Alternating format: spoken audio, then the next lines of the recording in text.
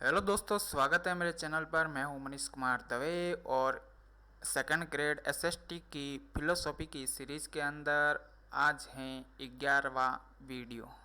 तो देखिए, वेद उपनिषद, निष्काम कर्म, जैन दर्शन, बौद्ध दर्शन, ये सब अपने कर दिए हैं। गांधी दर्शन, सुकरात का मेथड, कार्टेशियन मेथड या फिर देकार्ते का बोल सकते हैं, हेडोनिज्म, सुखवाद कर दिया है, उपयोगितावाद कर दिया है, कांट का एथिक्स भी कर दिया है। अब है फ्रीडम ऑफ विल। बहुत ही छोटा, मतलब 2 लाइन का कॉन्सेप्ट है, कोई ज़्यादा नहीं है। कहीं पर भी आपको ज़्यादा थ्योरी नहीं मिलेगी।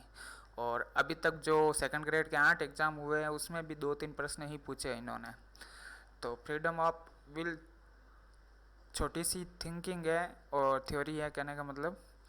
तो वो मैं आपको बता देता हूँ। इसके बाद में होगा थ्योरीज ऑफ पनिशमेंट। ये थोड़ा बड़ा चैप्टर है और आरएस लेवल पर भी बहुत सारे सवाल इसमें पूछे गए हैं। तो इसको मैं आपको डिटेल से बताने का प्रयास करूँगा। तो फ्रीडम ऑफ विल, ये तो बिल्कुल छोटा सा कॉन्सेप्ट है। इससे पहले अपन ने 2 प्रश्न छूट गए थे कांट की थ्योरी से। तो देख लेते हैं वो प्रश्न कौन कौन से थे।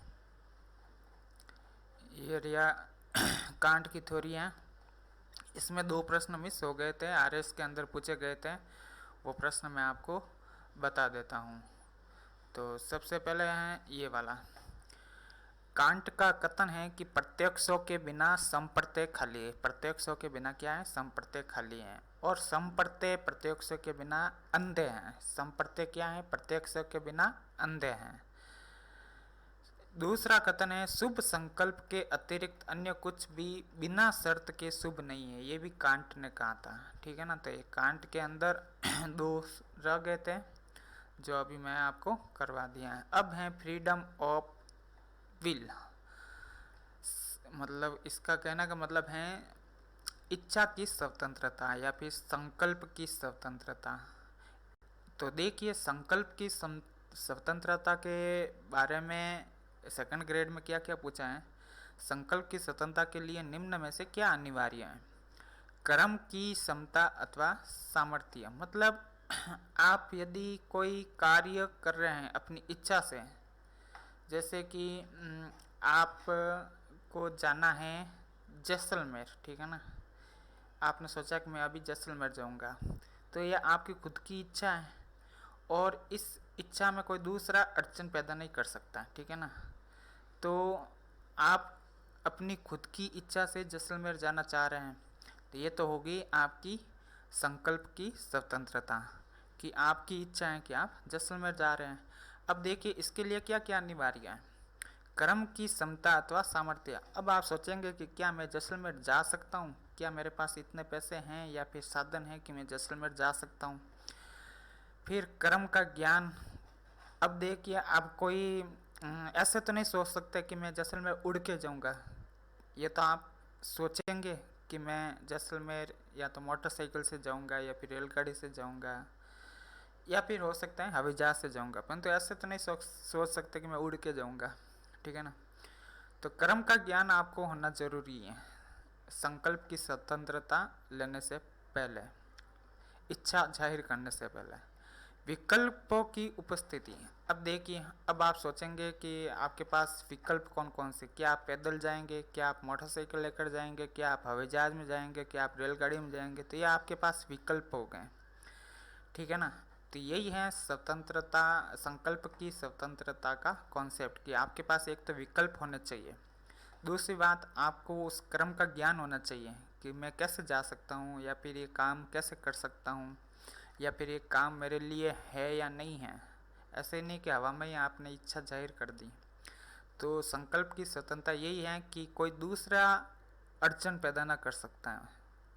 वो आप खुद अपने स्तर पर इच्छा जाहिर कर सकते हैं, संकल्प ले सकते हैं। कौन सा कथन संकल्प की स्वतंत्रता के साथ सामंजस्यपूर्ण है? किसी भी कर्म को करने या ना करने का चुनाव मैं कर सकता हूँ, ठीक है ना। ये आपकी मर्जी है कि ये काम मैं करूँ या ना करूँ, मैं जैसलमेर जाऊँ या ना जाऊँ, ये आपकी इच्छा है। नेक्स्ट है संकल्प की स्वतंत्रता नैतिकता की महत्वपूर्ण मान्यता है। इस संबंध में सत्य कथन कौन सा है? व्यक्ति को अपनी कर्मों के लिए उत्तरदायी ठहराना, ये भी क्या है? सत्य है। व्यक्ति को अपने कर्मों के लिए उत्तरदायी ठहराना। विभिन्न विकल्पों के बीच चुनाव करने की अनुमति देना। ये विभिन्न विकल्प थे आपके पास, मोटरसाइकिल, पैदल, बस, हवाई जहाज, जिससे भी जाना चाहते हैं। तो विभिन्न विकल्पों के बीच में चुनाव करने की अनुमति देना। अपने विवेक का उपयोग करने की अनुमति देना। आप अपने विवेक से कि भाई आपके पास पैसे ज़्यादा हैं तो हवाई जहाज से जाओ, कम पैसे हैं तो बस से जाओ, उससे भी कम है तो ट्रेन से जाओ, है ही नहीं तो पैदल जाओ। कांट के अनुसार नैतिकता के 3 पूर्व मान्यता। देखिए ये तो थे सेकंड ग्रेड के अंदर, जो बहुत ही कम 3 प्रश्न ही पूछे गए इसमें। इतने 8 एग्जाम हुए टोटल आपके सेकंड ग्रेड में और 3 प्रश्न पूछे गए। अगर वापस इससे संबंधित अगर प्रश्न पूछेंगे तो ये गिर फिर के यही पूछने वाले हैं, इससे ज़्यादा कोई मैटर भी नहीं है इसके अंदर। अब देखिए ये इससे संबंधित तो है नहीं, लेकिन कांट की एक थ्योरी के अंदर संकल्प की स्वतंत्रता जरूर थी। कांट के अनुसार नैतिकता की 3 पूर्व मान्यता, उसमें से संकल्प की स्वतंत्रता एक जरूर थी। पूर्व मान्यता के रूप में इच्छा स्वतंत्रता का तात्पर्य क्या है? तो देखिए, मैं इच्छा करता हूँ अतः मैं कर्म कर सकता हूँ। ये दोनों आरएस के अंदर पूछे गए, ये तो कोई लेना देना नहीं है। वैसे कांट के अंदर ये थ्योरी जरूर थी कि संकल्प की स्वतंत्रता नैतिकता की 3 पूर्व मान्यता में। तो ये ज़रूर देख लेना आप, मैं इच्छा करता हूँ अतः मैं कर्म कर सकता हूँ। बाकी आरएस लेवल में भी इससे संबंधित कोई प्रश्न नहीं पूछे गए हैं। हालांकि सेकंड ग्रेड में ये टॉपिक दे दिया है और इसका कोई ज़्यादा औचित्य भी नहीं है, बहुत ही कम मैटर है, 2 लाइन में ही पूरा हो जाता है। तो ये था फ्रीडम ऑफ विल। अब एक लास्ट अंतिम टॉपिक बचा है आपके, और वो है पनिशमेंट थ्योरीज, ठीक है ना। दंड की प्रावधान, दंड की थ्योरी क्या है, दंड के सिद्धांत क्या है। तो मिलते हैं नेक्स्ट वीडियो के साथ, तब तक के लिए जय